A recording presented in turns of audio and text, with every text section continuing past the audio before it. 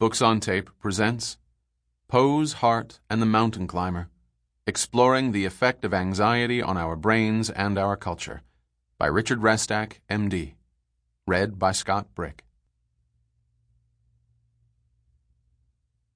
Learning to know anxiety is an adventure which every man has to affront if he would not go to perdition, either by not having known anxiety or by sinking under it. He, therefore, who has learned rightly to be in anxiety, has learned the most important thing. Søren Kierkegaard, 1844. Introduction. Daily life in 21st century America provides a steady diet of anxiety-provoking events. On more days than we care to count, we awaken to television newscasts of riots, violent protests, and killings occurring at various locations throughout the world.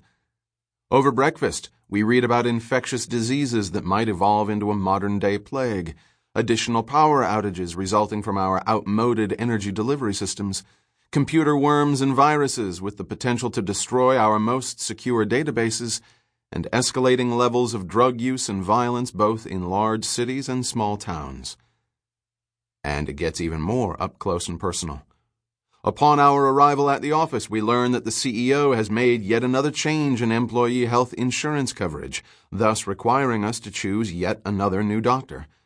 While driving home from work, we flip from station to station on the car radio in search of information about potential terrorist threats, all the while reviewing in our mind various disaster scenarios that could conceivably befall us. Anxiety has become such an integral part of our lives that Americans reported higher levels of anxiety in the 1990s than they did in the 1950s, the so-called age of anxiety. Among children, the situation is even worse.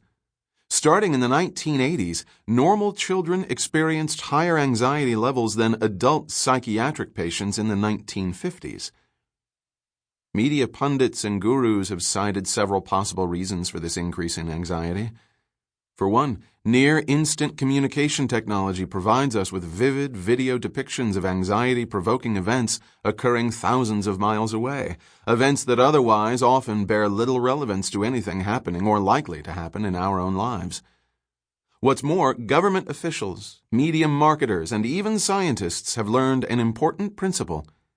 If they want to get our attention, they have to arouse our anxiety.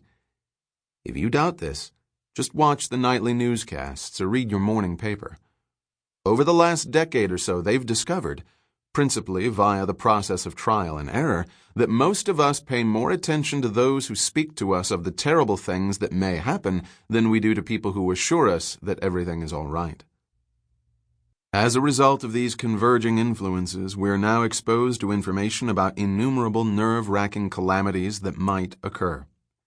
To make matters worse, anxiety tends to be a cumulative emotion. If we become anxious about something today, then our anxiety will resurface whenever we encounter that same event or situation in the future. And since each day provides any number of anxiety-provoking events, the triggers for anxiety arousal increase over the years.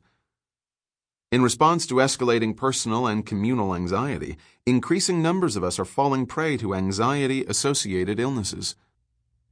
At the moment, more than 19 million Americans suffer from some form of anxiety dysfunction.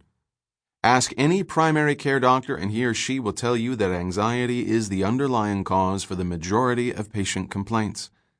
Because we are collectively feeling increasingly threatened, vulnerable, and helpless, that our lives are determined for us by forces outside of our control, our individual and community anxiety levels are on the increase. In response, we take various attitudes toward managing that anxiety. For example, consider an article I encountered in the New York Times entitled "A Nice Place to Live If You Can Live with Terror." It described the attitudes of several wealthy Colombians living in Bogotá in February 2003, 2 days after terrorists detonated a 330-pound bomb in the parking garage of an exclusive sport and social club, killing 32 people and wounding at least 160. The statements of several of the interviewees are typical of different responses to anxiety, in this case, the anxiety provoked by the uncertainty and risk associated with living under threats of terrorism. 6 children died in there. How can that be? Asked the father of a 13-year-old who often played squash or miniature golf in the bombed structure. It is absurd. So absurd. This march today is a march of fury for the loss of our countrymen, shouted a famous Colombian actor during a demonstration protesting the bombing. If they want to stop us, they will have to kill all 40 million Colombians. Now all of us are worried because we could be in their sights, commented a retired surgeon while on a putting green at his Bogotá golf club. I will do the same things I did before, but I will be more careful, said a retired engineer. I will not go to risky places, to certain restaurants, or take long car trips, or go to shopping malls on certain days. This is still a nice place to live, responded another retired engineer. If you take precautions, you can live very, very well. You cannot just abandon that. Notice the progression of attitudes expressed by these quotes, which I've presented in a different sequence than in the Times article. Disbelief and a sense of absurdity, followed by rage and defiance, then worry, then the determination to make a lifestyle change, and finally, acceptance. A similar progression is occurring within our entire society. Our initial reaction to the terrorist attacks on the Twin Towers and the Pentagon was one of horrified disbelief and unreality. The sensation of entering a nightmare, as President Bush commented on his visit to New York in the immediate aftermath of the attacks, followed by rage and then anxious worry. In response, many people at various times have contemplated some kind of lifestyle change. Here in Washington, dinner party conversations always eventually drift onto the subject of whether it's time to relocate. After the Pentagon bombing, the anthrax scares, the sniper episodes, and the daily fluctuations in the threat levels of terrorist attacks, many people seriously contemplate moving elsewhere. But before anybody calls in the moving vans, he or she should reflect on the experience of Wilmer McLean. In 1861, at the beginning of the Civil War, Wilmer became sufficiently anxious to flee his home in Manassas, Virginia, and move farther south to the comparative safety of Appomattox Courthouse.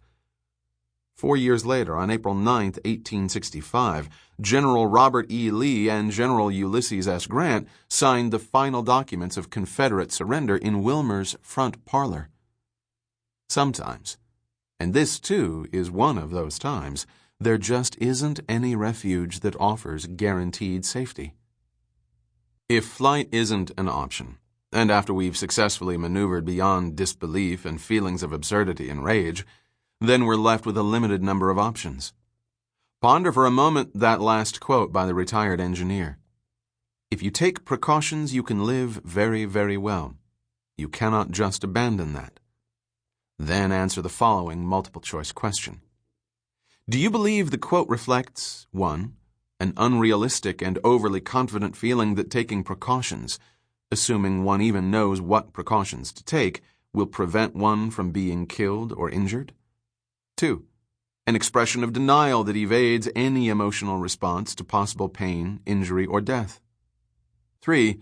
A healthy expression of the humility we all should feel in response to the little control we all have in regard to what can happen to us from moment to moment. The best answer to that question, it seems to me, is all of the above. While it's true that no amount of precautions will ever guarantee safety, we can't allow our anxiety about an uncertain future to goad us into jettisoning our most cherished values and living in denial, shutting ourselves up in our homes or apartments without televisions, radios, or links to the internet, and simply hoping for the best. What's demanded of us in the face of terrorism and other contemporary sources of anxiety is a major psychological realignment in our attitude toward anxiety itself. In a world where total security is impossible, we must learn to accept the fact that anxiety is going to remain a permanent part of our inner landscape. In an open society, there are simply too many threats, too many openings, and too many interactions that are built on trust.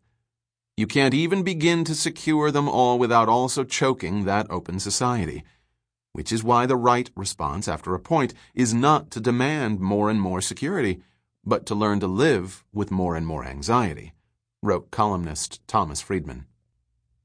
Learning to live with increasing Sample complete. Ready to continue?